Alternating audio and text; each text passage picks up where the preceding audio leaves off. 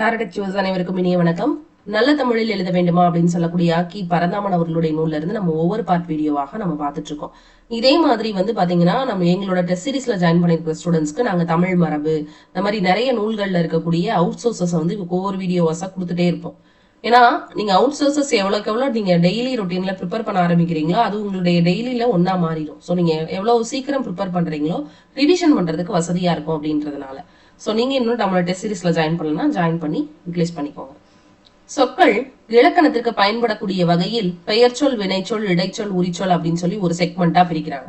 இலக்கணத்தின்படி சொற்கள் என்ன சொல்லுவோம்? பெயர்ச்சொல், வினைச்சொல், இடைச்சொல், உரிச்சொல். இலக்கியத்துல இயற்சொல், திரிசொல், திசை சொல், வடசொல் நாளா பிரிப்பாங்க இல்லையா? ஒன்றன் பெயரை குறிச்சுச்சுன்னா பெயர்ச்சொல், அது செய்யக்கூடிய வினையை குறிச்சா வினைச்சொல், அது மற்ற இடை அந்த மாதிரிலாம் வந்த இடைச்சொல், சால சிறந்தவன் அப்படின்னு சொல்லி அந்த வினையை சிறப்புப்படுத்துறது உரிச்சொல். இலக்கியத்துக்குன்னு சொல்லும் போது இயற்சொல் எல்லாருக்கும் புரியுது. திரிசொல் படிச்சவங்க மட்டும் தான் புரிஞ்சுக்க முடியும். வடசொல் பிற மொழிகள்ல இருந்து யூஸ் பண்ணக்கூடியது. திசை சொல் வேற வேற இடங்கள்ல உபயோகப்படுத்த ஒரே வார்த்தையை வேற வேற இடங்கள்ல வேற வேற மாதிரி யூஸ் பண்ணுவாங்க. இப்ப நம்ம இங்க பார்க்கக்கூடியது வடசொல்.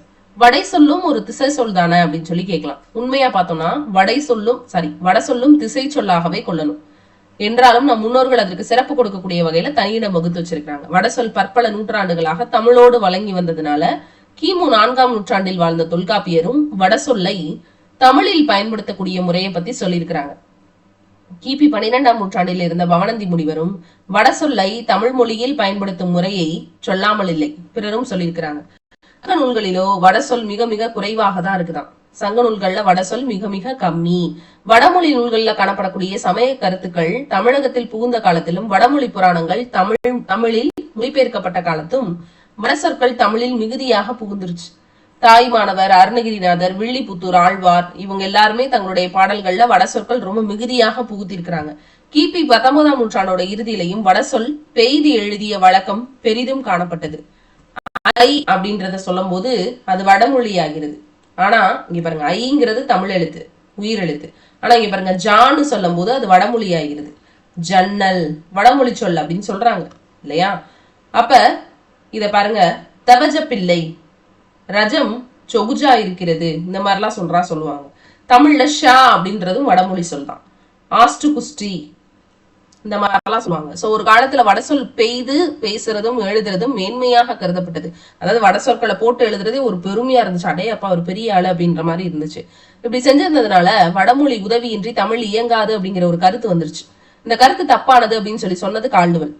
திராவிட மொழி ஒப்பிலக்கணம் அப்படின்ற நூல்ல திராவிட மொழிகள்ல தமிழ் ஒன்றே வடமொழி உதவியின்றி தனித்து இயங்க வல்லதுன்னு சொன்னாரு.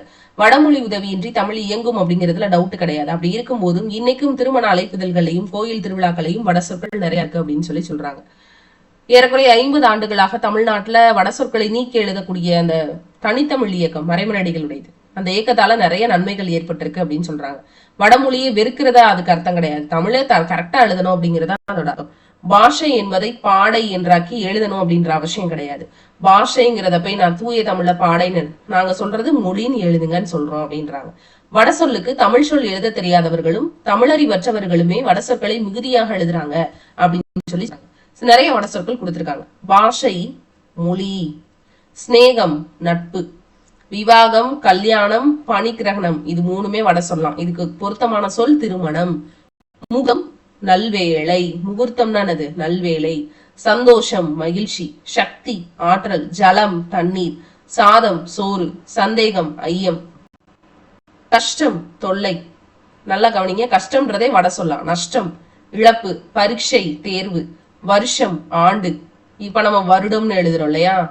ஆனா ஆண்டுன்னு எழுதுறோமா? மாதம் திங்கள் தேதி நாள், சுசேஷம் நற்செய்தி, ஆசீர்வாதம் வாழ்த்து, சீதோஷ்ணம் தட்பவெப்பம், இலக்கம் எண், அக்னி எரி தீ, ஔபாஷணம் எரியோம்பல், ஐயம் வெற்றி, அவயம் அப்படின்னு சொல்லுவாங்க உறுப்பு, அவயவம் அப்படின்னு. ஆராதனை வழிபாடு. லட்சணமா இருக்கா அப்படின்னா அழகு. இன்னும் நம்ம லட்சணம் தான் யூஸ் பண்ணுவோம். உதாரணத்துக்கு அப்படின்னு சொல்லுவோம். புக்லயே ஊயும் அப்படின்னு கொடுத்துருப்பாங்க உதாரணம்னா, எடுத்துக்காட்டு தான் கரெக்ட். விஷயம் பொருள், விஷம் நஞ்சு, விடம்னு எழுதுவாங்க, விடமுள்ள பாம்பு. சாட்சி சான்று, சாட்சி எப்படி சொல்ல சான்று, ஜனங்கள் மக்கள். சமுதாயம் மண்பதை, கொஸ்டின் வந்துச்சு.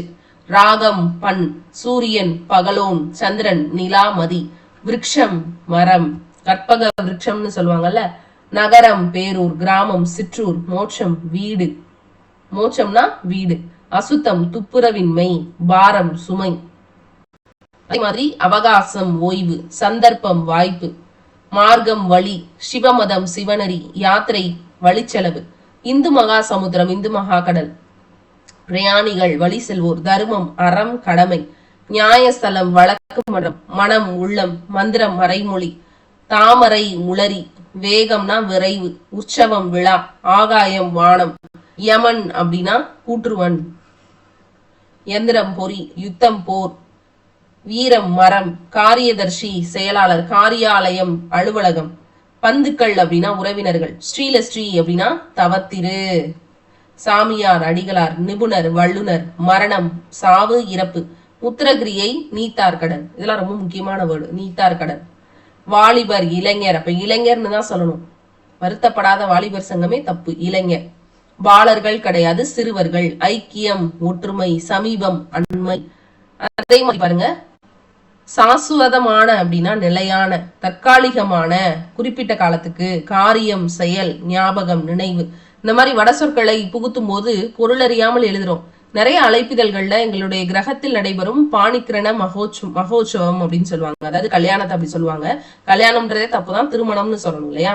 சோ இந்த மாதிரிலாம் எழுதப்பட்டிருக்கு. இந்த வாக்கியத்துல எழுத்து பிழையால வந்திருக்கக்கூடிய அந்த அமங்கலத்தை நோக்கும் போது தமிழ் சொல்லாவே ஏன் எழுதக்கூடாது அப்படிங்கிற விஷயம் தோன்றுது அப்படின்னு சொல்றாங்க. தமிழ் எழுதினா அந்த வாக்கியம் கீழ்கண்டவாறு அமையும்.